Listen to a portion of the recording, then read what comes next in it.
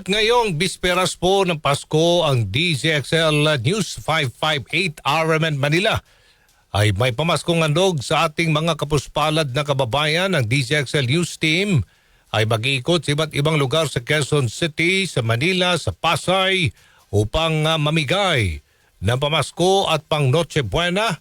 May pang Noche Buena package po tayo at mga ready-to-eat food item, hamon at ACS products.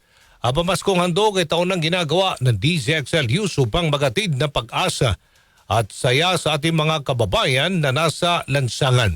Katuwang dito ang mga ka-clear at mga ka-UB ng programang Usapang Batas ngayong Pasko. Dahil nais natin na ang liwanag ng Pasko ay makakarating sa ating mga kababayan.